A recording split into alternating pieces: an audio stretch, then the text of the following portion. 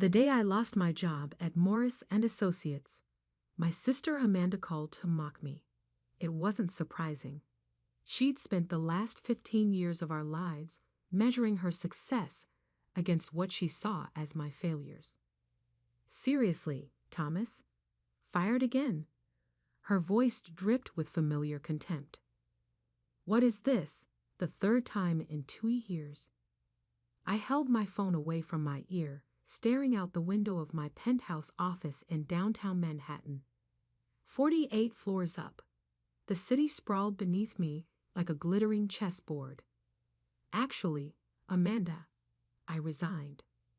She laughed, the sound sharp and dismissive. Right, because people totally resign from 6-figure consulting jobs in this economy.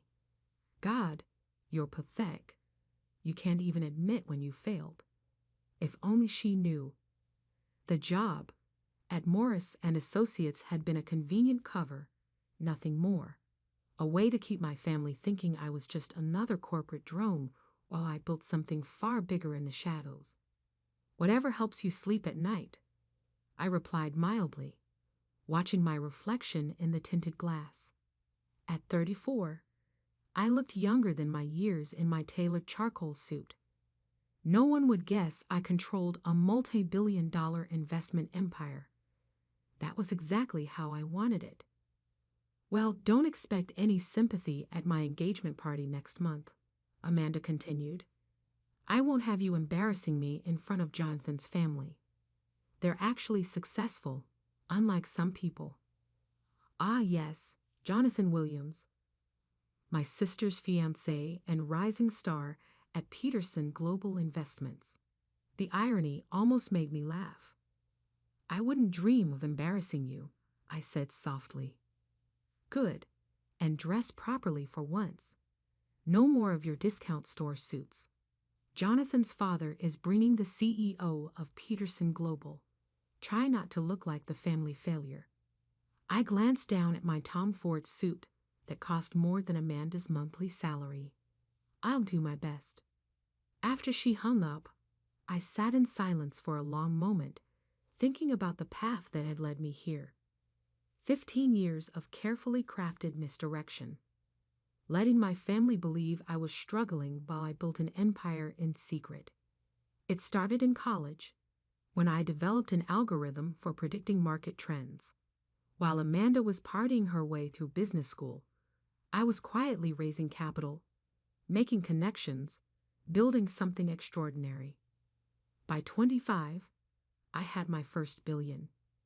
By 30, I had acquired Peterson Global Investments through a series of shell companies and holding firms. Not even the board knew who really owned the company. They just knew their mysterious chairman by his results. I kept working regular jobs as cover, letting my family think I was barely getting by. It was easier that way. No expectations, no demands. No one trying to leverage connections or ask for favors. But now, watching the sun set over Manhattan from my private office, I wondered if it was time for the truth to come out.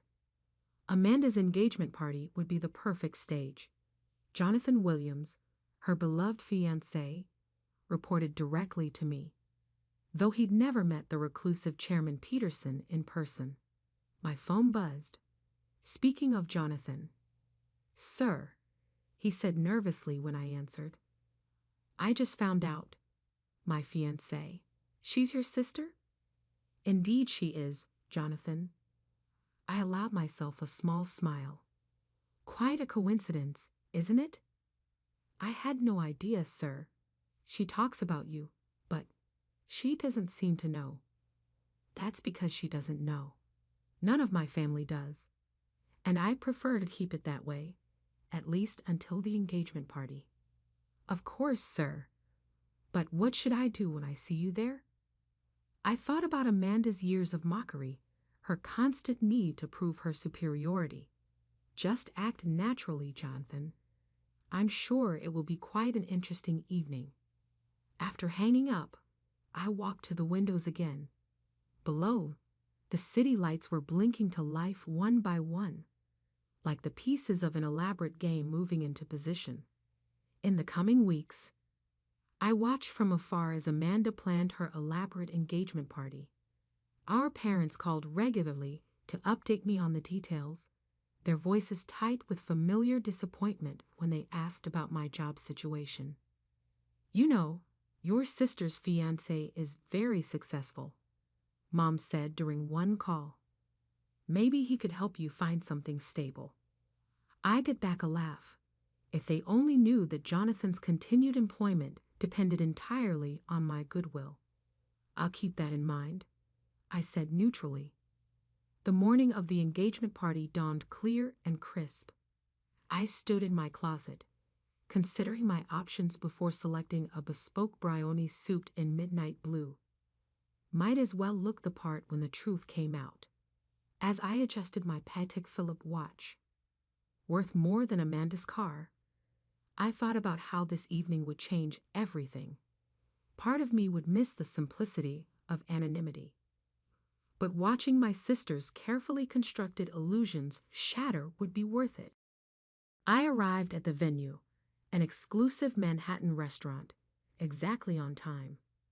Amanda was holding court near the entrance, resplendent in a designer dress, Jonathan nervously at her side. "Oh, look who actually showed up," she announced as I approached. "And wearing something from Men's Warehouse. How appropriate." Several of her friends tittered. Jonathan looked like he wanted to sink into the floor. "Congratulations, Amanda," I said calmly. "Jonathan?" I nodded to my employee, who could barely meet my eyes. "Still unemployed." She pressed, clearly eager to show off my failures to her new social circle. I heard Morris and Associates finally got tired of carrying dead weight. I smiled, noting the growing crowd of listeners. Among them, I spotted several Peterson global executives who knew exactly who I was, their faces masks of fascination and horror as they watched the scene unfold. "Something like that," I agreed mildly. "Poor Thomas can't even keep a job," Amanda declared to her audience with a theatrical sigh. "Thank God Jonathan has actual business sense. Not everyone can be a success like him." That's when it happened. One of the Peterson Global board members approached, eager to greet what he thought was his chairman. Jonathan saw him coming and panic flashed across his face. "Chairman Peterson," he blurted out. "I had no idea you were."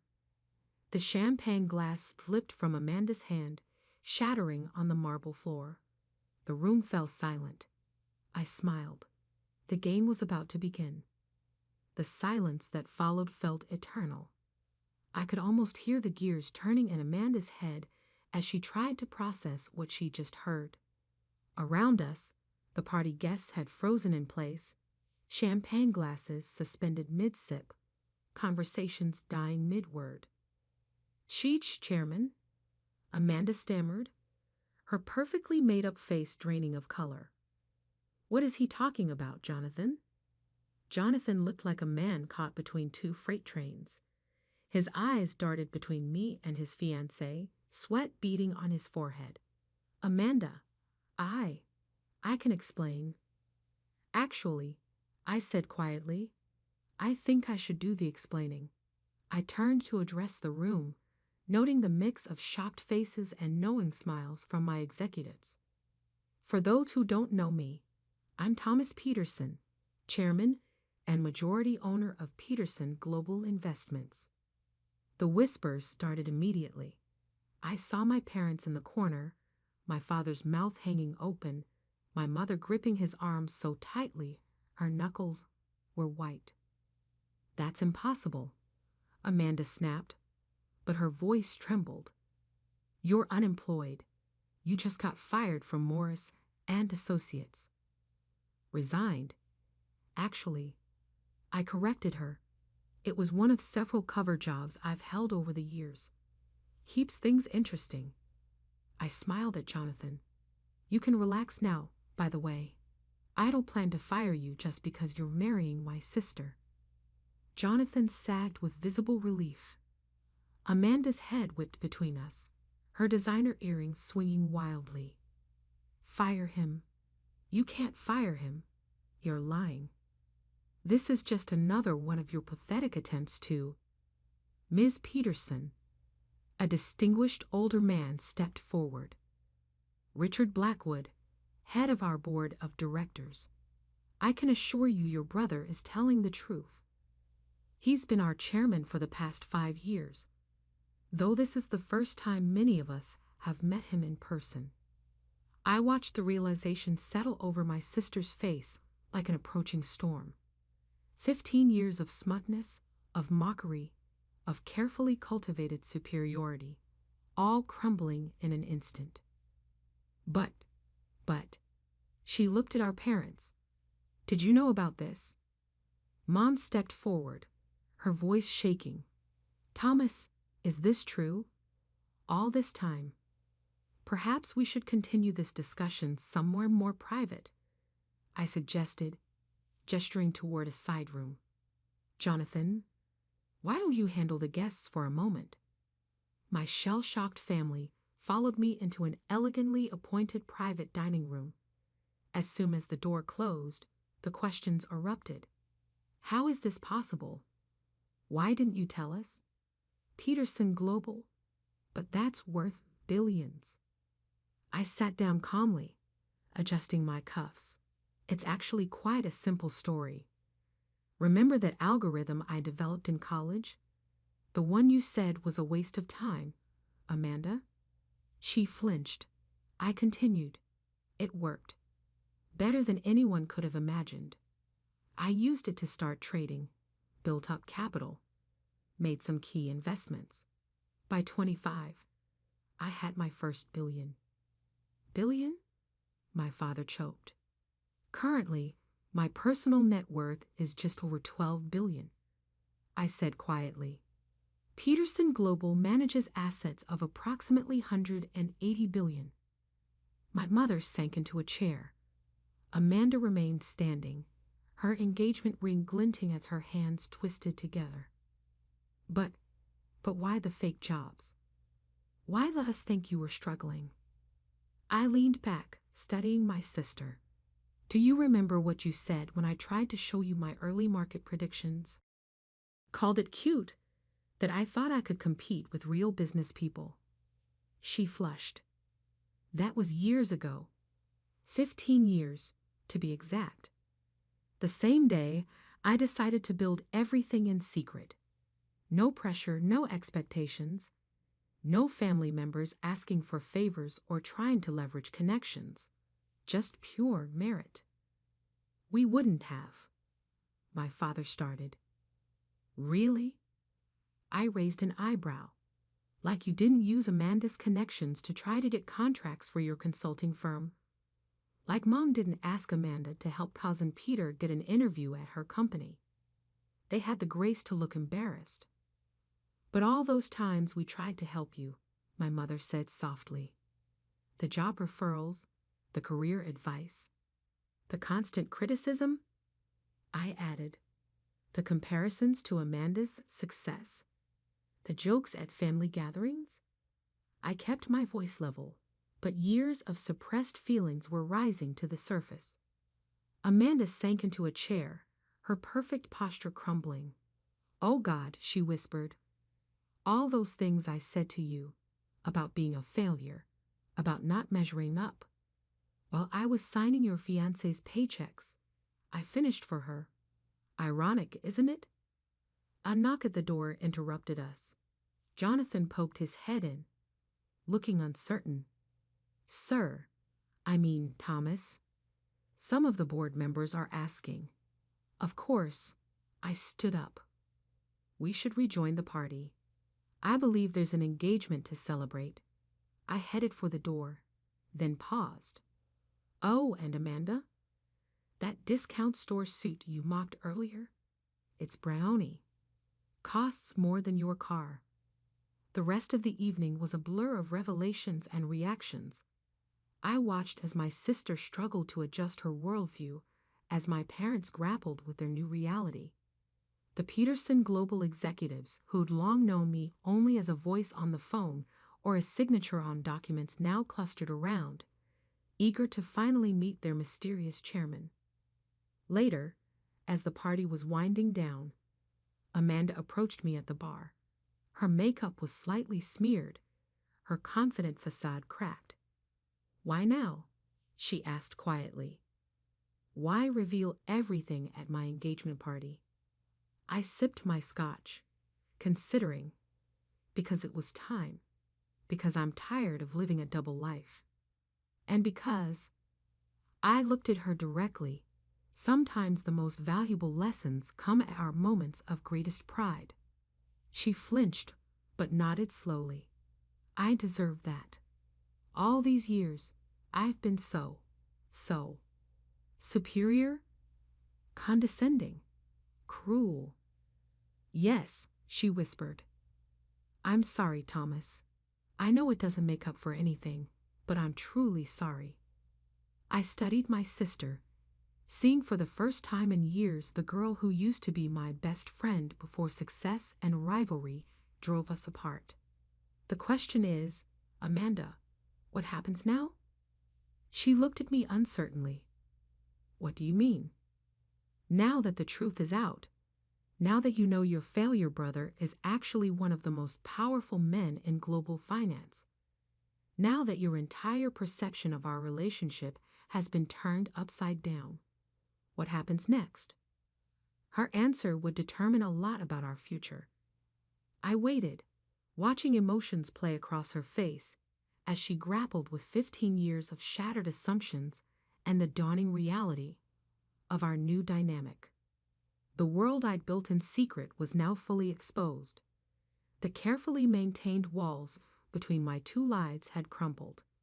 As I waited for my sister's response, I wondered if revealing the truth would heal our family's wounds or only deepen them. Either way, there was no going back now.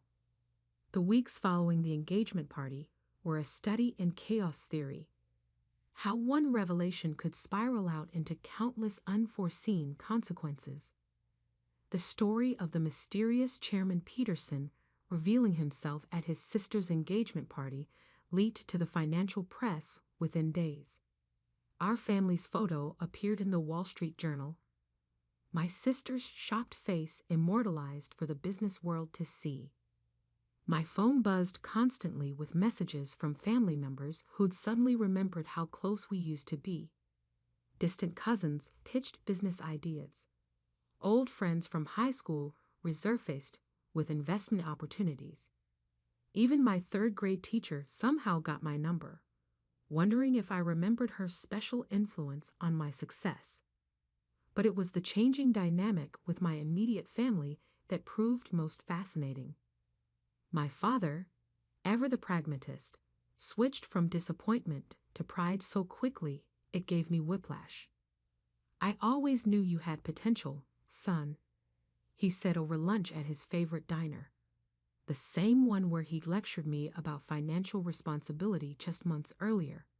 It was just a matter of time. I stirred my coffee, remembering his very different words from Christmas. "Really?" "Because I distinctly remember you calling my career a testament to wasted education last December." He had the grace to look embarrassed. "I was wrong, obviously very wrong. But you have to understand, seeing you bounce from job to job, never seeming to settle. Those jobs were covers to Dad, carefully chosen positions that wouldn't draw attention while I built something bigger. Every failure was calculated." "But why?" he asked, genuinely puzzled. "Why hide your success from us, from your family?"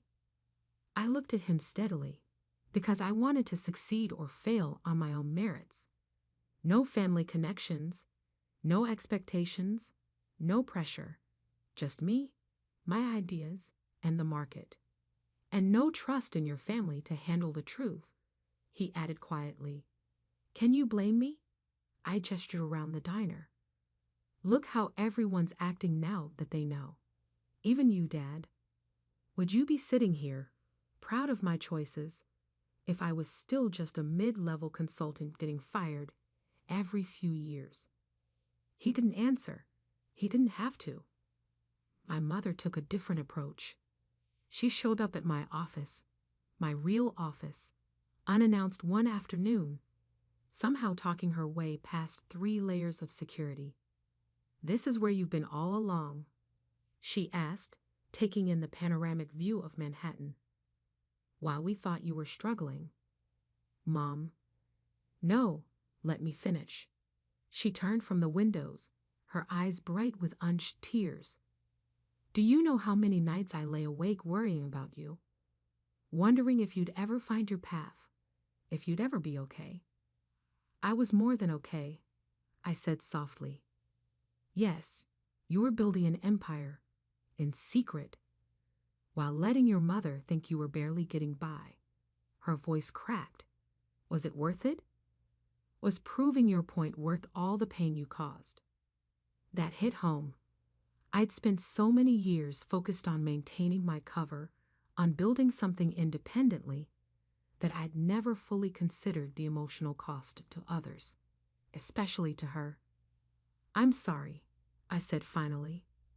"Not for building this my way, but for hurting you. That was never my intention." She studied me for a long moment, then nodded slowly. "I suppose I understand. After how we compared you to Amanda all those years, how we pushed and criticized, you wanted to prove yourself without our interference. Something like that. Well," she straightened her shoulders, "I hope you've proved whatever you needed to prove, because I expect to see my son at family dinners from now on. Your real self, not some carefully constructed facade." I smiled. "Yes, Mom." But it was Amanda who surprised me most. A week after the party, she asked to meet at a small coffee shop, not the kind of upscale venue she usually preferred. "I've been doing a lot of thinking," she said, staring into her untouched latte, "about how I treated you, about why I felt the need to constantly remind me of your success and my apparent failure." She winced. "Yes, that." She took a deep breath. "I think I was scared. That wasn't what I expected." "Scared? Of what?" "Of not being enough. Of not living up to expectations. Mom and Dad always pushed us to be successful, and somewhere along the way, I decided that meant I had to be better than you. Had to prove myself by comparison." She laughed bitterly. "And all this time, you were so far ahead of me, I couldn't even see it." "Success isn't a competition, Amanda," says the secret billionaire, she shot back, but there was no malice in it. "God, do you know how stupid I feel? All those times I mocked your career, your clothes, your life. You could have bought and sold my company 100 times over. That was never the point." "Then what was the point, Thomas? Help me understand." I considered carefully. "Freedom," I said finally. "The freedom to succeed or fail on my own terms. To build something without family pressure or expectations. To know that every step forward was because of my own efforts, not our name or connections." "And what about now? Now that everyone knows?" "Now," I smiled slightly, "now I do whatever I want, starting with fixing some things I've been neglecting." The next month proved transformative. I established a family foundation, not to hand out money, but to help fund entrepreneurial ventures within the family, properly vetted ones with solid business plans. Mom joined the board, proving surprisingly astute at evaluating proposals. Dad's consulting firm suddenly found itself with several major contracts, though I made sure he never knew they came through my connections. He didn't need to know. The quality of his work spoke for itself, once given the opportunity. As for Amanda and Jonathan, their wedding plans shifted from merely expensive to genuinely meaningful. Amanda insisted on scaling back the extravagance, focusing instead on creating something more personal. "I've had enough of showing off," she told me. "Time to focus on what really matters." Jonathan proved himself worthy of both his position and my sister, throwing himself into new projects with renewed confidence now that he no longer had to navigate the complex waters of our family secret. The press eventually moved on to newer stories. The flood of long-lost relatives slowed to a trickle. Life found a new normal, though not the one I'd maintained for so many years. 6 months after the engagement party, we had our first real family dinner in years. No pretense, no hidden agendas, no carefully maintained facades. Just family, finally seeing each other clearly. "You know," Amanda said as we lingered over dessert, "I never did thank you properly." "For what?" "For teaching me the most expensive lesson of my life." She smiled. "Never judge someone's worth by the suit they're wearing, even if it looks like it's from Men's Warehouse." I laughed, especially then. Later that night, standing in my office overlooking the city, I thought about the path that had led here. The years of secrecy, the careful misdirection, the calculated failures, all to build something truly my own. Had it been worth it? The lying, the hidden successes, the pain it caused my family? Looking at where we were now, Mom and Dad proud without being overbearing, Amanda humbled but happier, our family bond stronger for having been tested, I thought maybe it had. Sometimes the hardest lessons come wrapped in the most expensive packages. Sometimes success isn't about proving your worth to others, but about proving it to yourself. And sometimes, just sometimes, the best revenge isn't revenge at all. It's growth. I picked up my phone and texted Amanda, "Dinner next week? My treat." Her response came quickly. "Only if you wear something from Men's Warehouse, for old time's sake." I smiled. Some things had changed completely, while others had just changed form. But this time, we were all in on the joke. And that made all the difference.